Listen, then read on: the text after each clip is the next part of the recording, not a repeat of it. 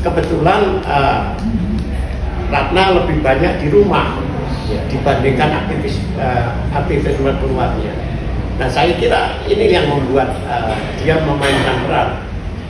Yang paling penting adalah ketika dia mengatakan fisik saya sudah selesai dan substansi atau esensi manusia tidak pada fisiknya itu, tapi pada pemikirannya itu, pada gagasannya, dan bahkan pada kompleksitas perasaan itu, saya pikir Ratna itu sudah menemukan hal yang paling esensial atau paling eksistensial dari manusia itu, sehingga ia tidak merisaukan lagi. Karena itu ia pergi ke tempat yang sangat jauh pun tidak ada masalah. Semata-mata karena bagi saya mungkin ini juga berkat, tapi itulah karena latihan-latihan yang supranatural atau spiritual begitu.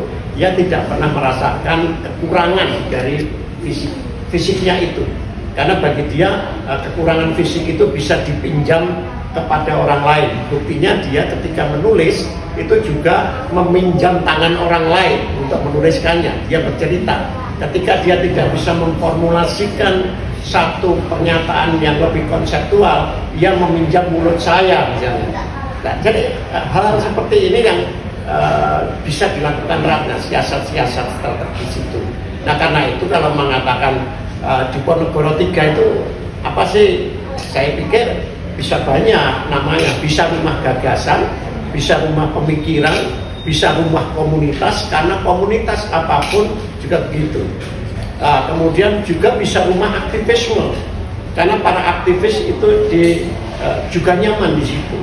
Nah, ini karena apa? Karena ada nilai-nilai yang diyakini dan kemudian diperjuangkan, bahkan dibela oleh Ratna ketika orang lain tidak berani.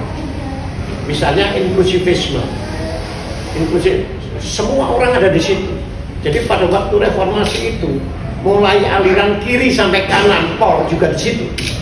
Kumpul di situ. Mulai anak-anak Smith, anak-anak HMI, anak-anak GMNI, anak-anak yang nggak jelas lah, pokoknya berjuang.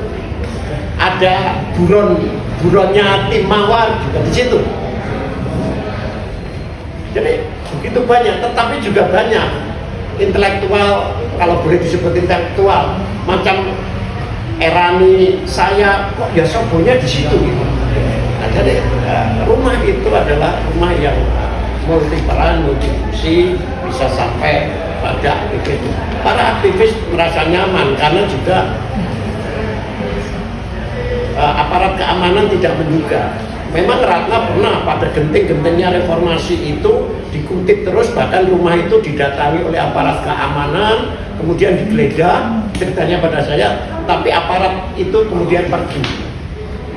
Mbak Ratna cerita pada saya, mungkin ketemu aku, nah, wong cacat kayak ini, apa wes gak wes boleh gitu katanya. Oh ya, jadi itu juga sebuah siasat yang dimainkan Ratna sehingga dia bisa melindungi, menjadi tempat yang nyaman untuk banyak kelompok. Itu jadi inklusivisme. Kedua itu tentu keberaniannya. Tidak semua orang berani, apalagi dalam tanda petik punya rumah seenak, senyaman, strategis di Diponegoro 3 itu. Buat apa? Dibuat sepi-sepian juga lebih enak tanpa risiko apa-apa. Tapi begitulah peran yang dimainkan. Ada keberanian, ada inklusivisme, tapi juga punya satu kemampuan mengorganisasi dengan kata-katanya itu tidak tahu lah kok dipatuhi. Mungkin karena juga tidak bicara gombal terlalu banyak sehingga seperti Sabdo Pandita Ratu dan Kenowo Lawal di sini. Jadi ini yang membuat kalau Pak Joko lain, beliau ini sebetulnya sabdonya kayak ratu, tapi menyamar gamble. Jangan gamble. Jadi melindungi profesor. Gamble. Ya begitu. Tapi yang ingin saya tekankan bahwa Ratna adalah orang yang sudah mencapai satu simpulan eksistensial tentang diri manusia itu. Karena itu dia tidak mau kalah mobilitas fisikalnya itu dengan orang-orang yang katakanlah seperti kita ini. Tidak. Saya lama dengan Mbak Ratna itu setiap malam Jumat itu menjadi sebutlah guru di Pondok Pesantren Murah Banyu 3 itu.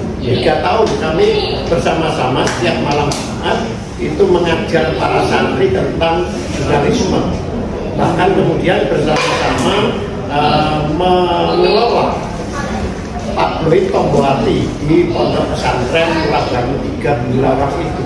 Itu rutin setiap malam Jumat. Belum lagi malam-malam yang lain biasanya Pak Yai itu, Yai saya lupa ya, nama Yai harus sudah wafat, itu kadang juga ngajak ketemu.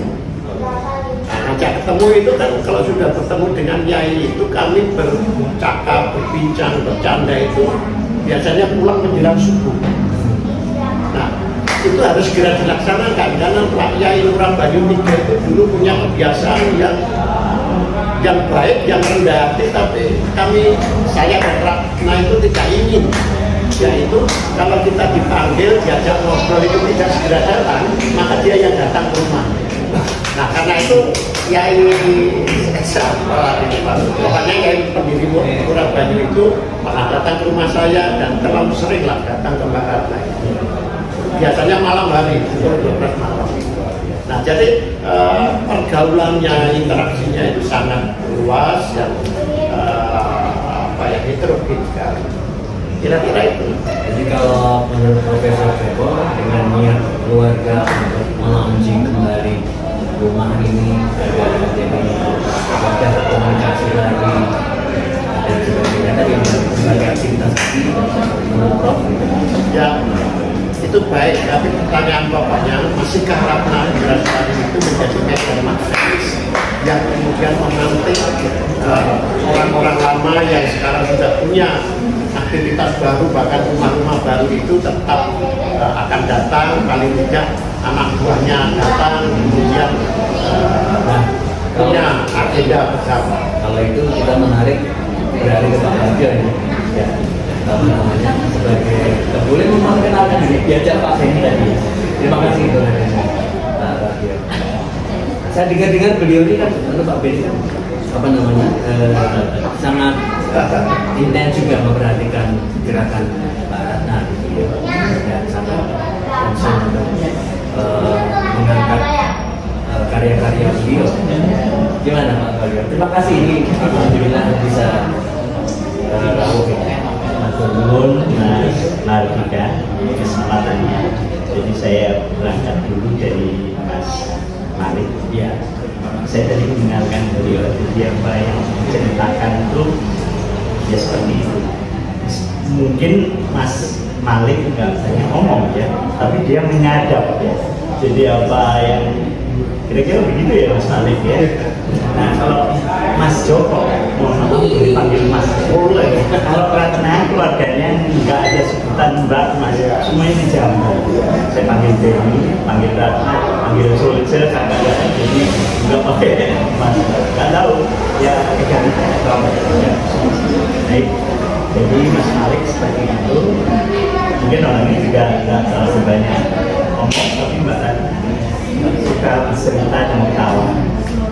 Suka kritis juga, jadi belak-belakan, orangnya bloko-suto kalau bahasa Jawa itu. Nah, kalau Mas Joko ini sebetulnya udah merintis ya rumah budaya Ratna, kalau nggak dulu ya Mas Joko ya. Cuma waktu itu karena sikon saya nggak paham, tiba-tiba kata jadi banyak hal ya. Nah, kalau Mas Beni tentu saja umurnya jauh, terpaut jauh dari masih kecil. Nah, mulailah saya bisa bercerita awalnya dari tahun 70-an ketika saya masih SMA, saya SMA-nya di SMA 1, SMA Tugu, bersahabat dengan kakaknya Beni, namanya Saiful Bakri atau panggilnya Ujang. Nah, ya, di tempat overall yang saya pikir keluarga itu memang terbuka, makanya pintunya nggak dikunci, Mas Malik. Jadi kalau Pak Kiai datang jam 12, Mas, ya datang aja gitu ya. Ini memang rumah nggak pernah dikunci, rumah semua orang, kecuali rumah utama ya Mas ya. Jadi cerita saya lebih ke situ, Mas Malik dan Mas Joko. Jadi saya teman. Kalau Mas Joko barangkali setara ya dengan Mbak Ana. Kalau saya lebih ke teman, jadi ceritanya ya sehari-hari ya, soal pacaran, soal film, kebanyakan film. Jadi beliau suka nonton film dan mengkritisi. Saya juga candu, beliaunya juga. Jadi semua di Bogor suka nonton film. Nah, itu menjadi pangkal semuanya.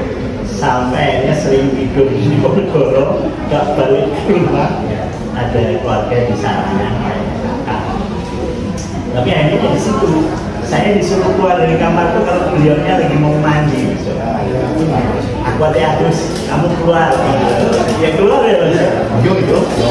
Nah jadi saya keluar, beliaunya mandi.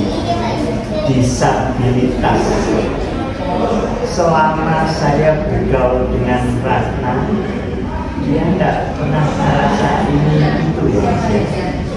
Beliaunya punya pride ya. Udah mungkin udah selesai self esteem. Iya, betul. Iya itu tadi Mas Mardika ada banyak Ratna di sini ya.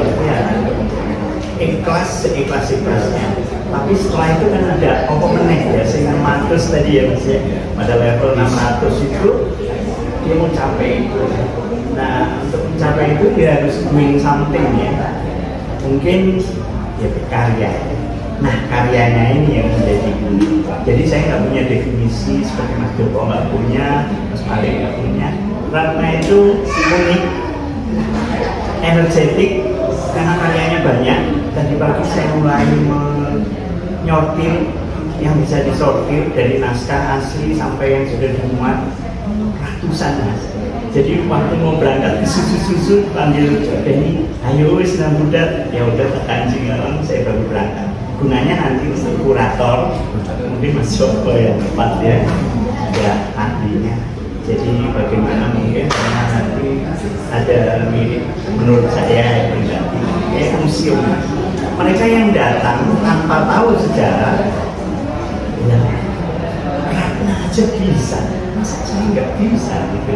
Loh barangkali hal yang sesederhana itu akan membuat mereka terpancing ya, terpicu, menginspirasi dan sebagainya. Pikiran saya ya Mas Joko ya, moga-moga insya Allah seperti ini. Ini selaras. And also, your concern, Mr. Takaya Nagi Tomotaka, serve as Vice President PT